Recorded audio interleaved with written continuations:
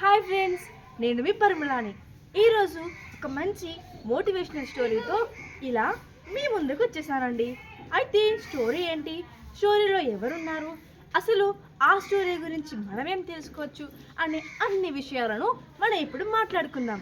అనగనగా ఒక ఊరిలో ఒక ఫ్యామిలీ ఉండేదంట. ఆ ఫ్యామిలీలో ఒక అమ్మ, నాన్న, ఒక అబ్బాయి ఇలా ముగ్గురు నివసిస్తూ ఉండేవారు. అయితే కొన్ని రోజులకి ఆ అబ్బాయికి సుమారుగా 9 సంవత్సరాలు వచ్చేసాయి. ఇంతకీ ఆ 9 సంవత్సరాలు వచ్చిన అబ్బాయి యొక్క తల్లి ఒక్కసారిగా పెద్ద అనారోగ్యంతో మరణించింది. ఇక ఆ తండ్రికి ఏం చేయాలో తెలియక ఆ బిడ్డ కోసం మరొక పెళ్ళిని చేసుకుంటారు. ఇలా పెళ్లి చేసుకున్న ఆ తల్లి ఆ బిడ్డను సొంత కుమారునిలా, సవతి తల్లైనప్పటికీ సొంత కుమారునిలా ఆదరించి ఎన్నో మంచి మంచి విషయాలను ఆ బిడ్డకు నేర్పిస్తూ ఉండేది. ఇంతకీ అతను చదువుకోలేదు, ఎందుకంటే వారి తల్లిదండ్రులు ఇద్దరూ కూడా చదువులేని వారు కాబట్టి. అయితే ఇలా ఉండగా అతనికి ఒక ఆలోచన అనేది వచ్చింది. అది ఏమంటే, అతను ఎలా అయినా అమెరికాకి మాజీ ప్రెసిడెంట్గా వెళ్ళాలి అనే ఎప్పటి నుంచో ఆయనకి ఒక కోరిక ఉండేదట. అయితే ఇలా ఆయన ముందుకు వెళ్దాం అనుకుంటున్నారు, కానీ ఏమీ చేయలేకపోతున్నారు. ఇలా సుమారుగా ఆయన తన జీవిత కాలంలో తన యొక్క 21 ఏట నుంచి సుమారు 52 సంవత్సరం వచ్చే వరకు కూడా కష్టపడుతూనే ఉన్నారు. ఇంతకీ మీకు ఒక విషయం అర్థమైందా? ఎవరైనా ఏదైనా సాధించాలనుకుంటే ఒక్కసారి ట్రై చేస్తారు, లేదు ఓడిపోతే మరొకసారి ట్రై చేస్తారు, లేదు మరొక మూడవసారి, ఇలా సుమారు ఒక 5 సార్లైనా ప్రయత్నిస్తూ ఉండొచ్చు. కానీ ఈయన సుమారుగా 30 సంవత్సరాలు అలు పెరగని యోధునిలా ప్రయత్నిస్తూనే ఉన్నారు. చివరికి అమెరికాలో ఒక మంచి ప్రెసిడెంట్గా ఈయన నిలిచారు. ఇంతకీ ఆయన ఎవరో తెలిసిపోయిందా? ఆయన ఎవరో కాదండి, మన అబ్రహాం లింకన్ గారు.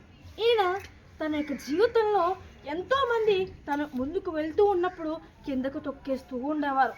అయినప్పటికీ తన యొక్క జీవిత లక్ష్యాన్ని ముందు పెట్టుకొని ముందుకు వెళ్ళిపోతూ ఉన్నారు.